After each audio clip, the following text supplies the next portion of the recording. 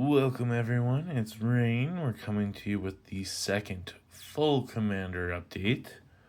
And we're going to be doing the Ramos Dragon Engine deck, 5 color. And as you can see, we are starting off with our Commander. He is a lovely 6 cost with whenever you cast a spell, put a +1/+1 on Ramos for each of that spell's colors, which is lovely when you're trying to build up some mana abilities, because when you remove 5/1/1 counters from Ramos, you get to add 10 mana, 2 of each color. You get to do it once per turn. This works out really well, because as a 5 color, we do have some options. May as well start off with the artifacts, because the first ones we have to show are 3 of the Orbs of Dragonkind. I don't have all of them. I wish I had the others, but this time I just have these 3, and they do a lot. They give us haste, they give us extra mana, they let us scry 2, and they give us counters on our dragons when they get spent, and also hexproof until end of turn. So haste and hexproof on dragons right off the start is a great start. We also have the Banner of Kinship if that comes through. We get to have +1/+1 counters for each of the Fellowship counters. So if you have a bunch of dragons on the field, say I had like 8 or 9, I come in with that. And then it enters with 9 Fellowship, and then all my creatures get 9 +1/+1s. I also have Heraldic Banner. You get to choose a color, give those creatures a +1. I always choose red with this. Gives us a mana of red. And then, other than that, we have our normal mana rocks, Soul Ring, Arcane Signet. Couple of little fun little ones. We have a Swiftfoot Boots, just obviously for the hexproof and haste when we don't have the orb out. We have the Basilisk Collar to give us Death Touch and Lifelink. And Feldon's Cane to shuffle a graveyard into the library. So if I get board wiped and everything's gone, I can just bring it right back, which is a lovely touch. This is a big one that I have that's just like a side mechanic. But we have our Gate Colossus. We do have, with this, a bunch of different gates. It just keeps going. Keeps going. We have as many as we possibly can. And then we have these lovely cards. Gateway Plaza. Another one that allows us to sack it. And then I have to pay 1 unless it sacks. Gives us another gate. But we also have Maze's End, which is a win con for this deck. Comes untapped. Gives us colorless. And then we can tap 3, return it to my hand, search my library for a gate, and then if I have 10 or more, which I do have, I can actually just win the game from that. All of that also goes well with Gate Colossus, because that allows us to cast this for dirt cheap. If we have 8 out, it's a free cast. It's an 8/8, can't be blocked by creatures with power 2 or less, so let's go against the token decks that have a bunch of blockers. And then whenever it enters, I may put a card from my graveyard on top of my library. So it allows me to control some of the stuff that I can cast as well. Lovely touch. May as well play with some instants next. We do have ourselves some lovely things like Negate, Lull, just so we can prevent damage. We have Bite Down, so that we can deal damage equal to our power to destroy some things. Exile, or each opponent sacrifices an artifact enchantment. Nice and easy just to help clear the board. Same with Make Your Move and Windslash. You can do some decent damage to some things. Then we have stuff simple, staggering size, make our creatures bigger. And then we have ourselves a Worldly Tutor, which is a nice one because it allows us to pick what we're going to get. And it's only a 1 cost, so both the full art and the fact that it's a 1 cost just makes it such a nice addition. And since we're on the instants, we may as well go into the enchantments.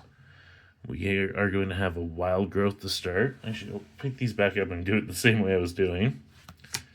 Obviously, get ourselves some more landfall. This one's a fun one. No Mercy. If I have nothing out, or even just a couple of things out, it makes me less of a target. Because whenever I get dealt damage, I just destroy whatever is attacking me. Some rude stuff. We also have Colossification. Brings it up to a 20/20 tapped creature, which is just, like, especially with some of the creatures I'm going to show you, I have some really nice ones. Anthem of Heroes makes it even better with a 1/1 more. We have ourselves a Spirit Link, so we can get that. Also like this one, Primeval Bounty. Whenever you cast a creature spell, create a beast creature token. And whenever you cast a non-creature spell, put 3/1/1 counters on target creature you control with a landfall trigger for gaining life. All of this is just a great card. Especially if you have Leyline of Vitality out as well.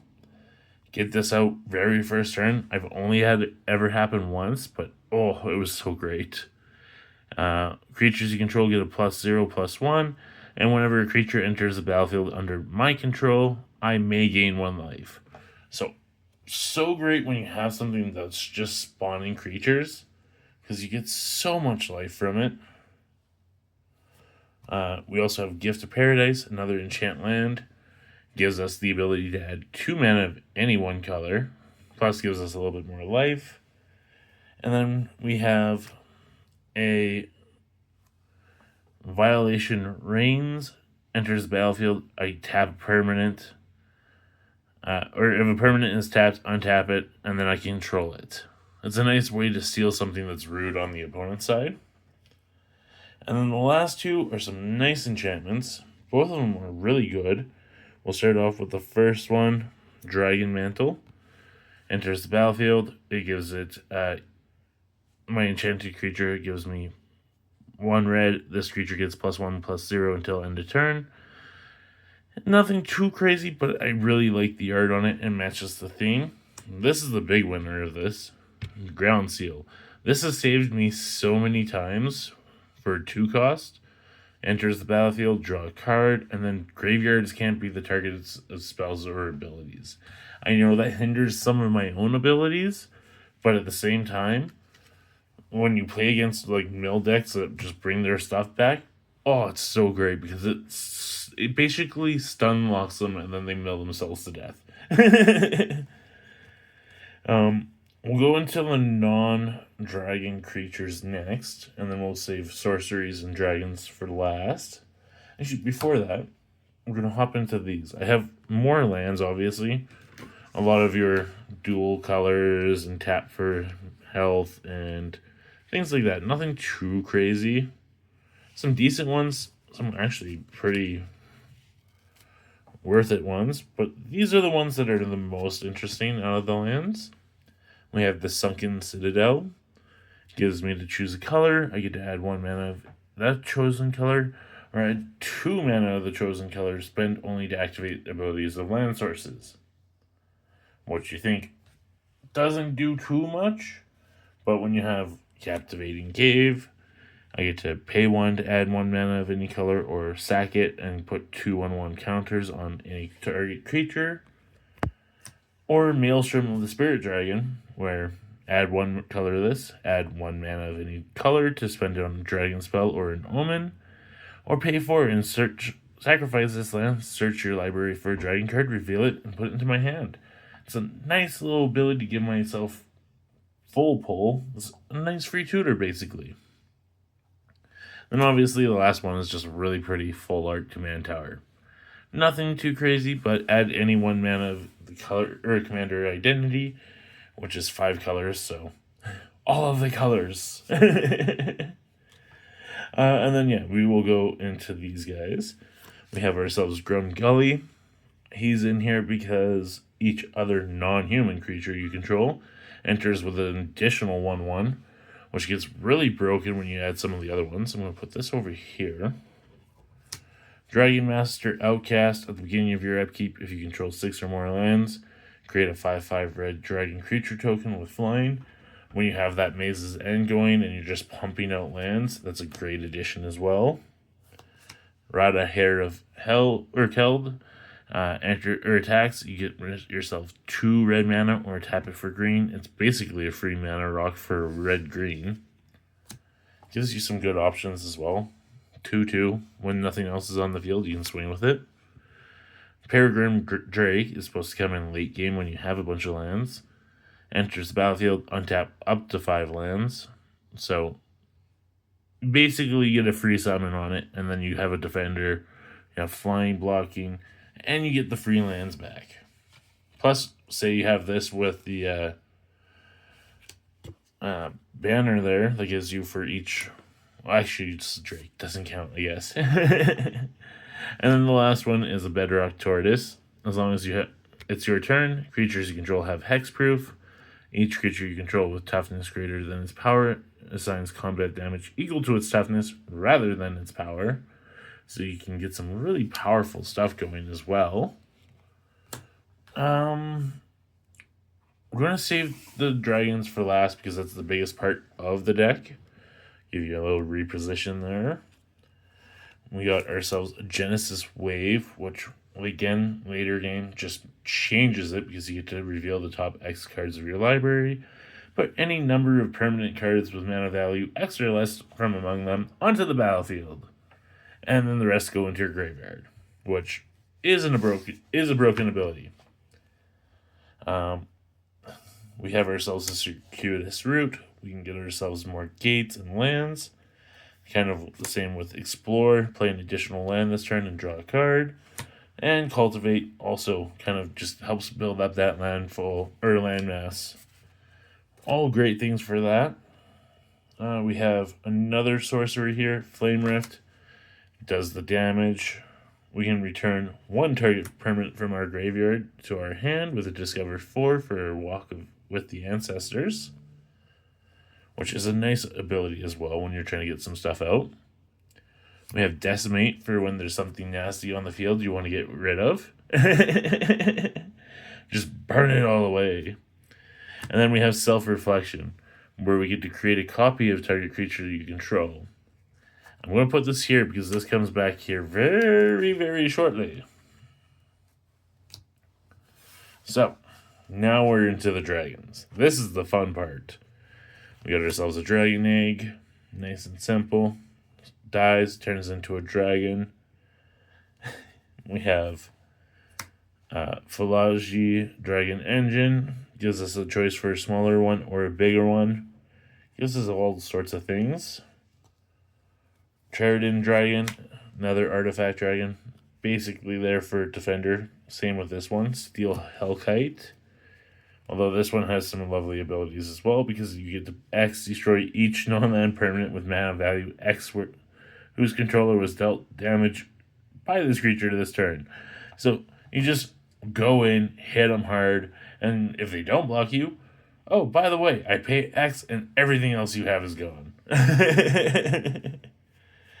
And we're just having a quick look here to see what other ones we have. We have Arcades Sabboth, older art. He's in here more just because of the ability at the bottom. I don't intend to keep it too much because it does cost 3 more to keep it every turn. Which can get tedious when you're trying to build up land, but when you have too much of it, it's a nice little card to have on the side. Same with Hammerhead Tyrant. Whenever you cast a spell, return up to 1 target non-land permanent an opponent controls. So it allows you to control the field a bit more. We have Savage Ventmaw, which is a great one for mana addition, giving you those 6 mana that you can spend, especially since it doesn't get lost at the end of steps or phases. Nothing crazy, but the Shivan Dragon, another one, nice fun. 5/5 flying, you get a little bit stronger. I'm getting into some more of the more interesting ones. This one's not as well, but Dragon Whelp, small, did see a little bit one more. Same with Thriving Skyclaw. Oh, I guess this one's too. Firespitter Whelp is a fun one. Whenever you cast a non-creature or dragon spell, this creature deals 1 damage to each opponent. Gets very annoying for those little pecks and damages. I guess I will jump ahead to one of the more interesting ones. I do have a couple of cards in here that make the game a lot better, especially since I have Miriam Sentinel Worm. It's not my commander, but it is in here because it allows you to create tokens that are copies of the dragons you have, which, especially when you get into the self-reflection, can get really broken.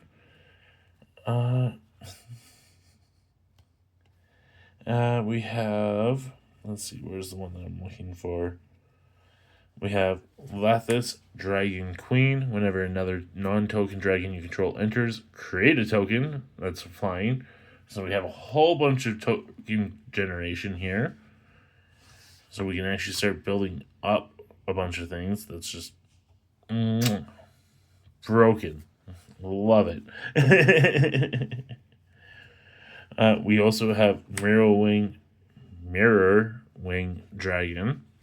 Whenever a player casts an instant or sorcery spell that target only his creature, that player copies that spell for each other creature they control that spell could target. Each copy targets a different one of those creatures. Honestly, this could go one of two ways. You can have it so you take a spell in, it just blows up a bunch of stuff around it, or you give yourself a big boost, like give ourselves the Gigantification 2020, and then just give everything else 2020 as well. That's a broken combo in my mind. We have special mix with this Skanos Dragonheart. It gets +X until end of turn, where X is the greatest power among other dragons you control and dragon cards in your graveyard. So if you have something that has +20 on there, not only does everything else get it with the Mirror Wing, but they would get another one. We have a Immersturm Predator. Flying, whenever it becomes tapped, exile up to one other target card from your graveyard, and put a 1/1 on it, sack another creature, and then it becomes indestructible. Oh, until end of turn and tap it. We have ourselves a Hellkite Punisher. Nice, +1/+0 till end of turn, 6/6. Almost feel like I have two of those, but I don't. I know I don't. I just keep looking at it. We have the Carriac Guardian, Flying Vigilance Trample. If it hasn't dealt damage yet, it has Hexproof. A Sprite Dragon, Flying Haste. Another one where a non-creature spell comes in, put a +1/+1 on it. We have Lozan's Dragon Legacy, a Dragon Shaman. Whenever cast a spell or adventure spell or dragon spell, this one deals damage equal to that spell's mana value to any target that isn't a commander. So allows you to mess with a lot of things, especially since dragons do have some high cost. We have ourselves a Dragon Mage as well. Whenever this creature deals combat damage to a player, each player discards their hand, then draws 7 cards. Oh, I guess I did miss a fun one. Twinflame Tyrant. Flying, if a source you control would deal damage to an opponent or a permanent an opponent controls, it deals double that damage instead. This, also with this self-reflection, would go oh so brokenly, because you get some really nasty levels of damage out with that. We only have a handful of cards left, so we'll run through them. We have ourselves a Forgestoker Dragon. Flying, deals 1 damage to target creature. That creature can't block. Activate this ability only if Firespitter Dragon is attacking. And I don't know if you guys can hear it, but it is windy today. Everything's just swaying back and forth. We have Niv-Mizzet Visionary. Flying, gives ourselves no maximum hand size. And whenever a source you control deals non-combat damage to an opponent, you draw that many cards. Again, all of these, when you mix it in with Miram, just go really hard. You can just create so many lovely combos. We have Drakuseth, Maw of Flames. It deals, or whenever it attacks, it deals 4 damage to any target and 3 damage to each of up to 2 other targets. So you can just basically board wipe someone with that one. A Plundering... Sorry. The stutter's kicking in. A Plundering Predator enters the battlefield. You may discard a card. If you do, draw a card. A Hoarding Dragon enters. You may search your library for an artifact, exile, and then shuffle. And when you die, or when he dies, you can maybe put that exiled artifact into your hand. We have a Coom Hellkite, a landfall trigger for this one, where it deals damage. And if the land is a mountain, it deals 2 damage instead. We have an Earthquake Dragon, which is great. This spell costs X less to cast, where X is the total value of dragons you control. So you can obviously just bring that right down to nothing. Flying Trample, pay 3, sack a land, return Earthquake Dragon from your graveyard to your hand. And finally, the last card of the deck, Gadrick the Crown Scourge. Flying, can't attack unless you control 4 or more artifacts. At the beginning of your end step, create a treasure token for each non-token creature that died this turn. So, obviously, a very small cost of 3, but builds up oh so fast. And honestly, I hope you guys do enjoy.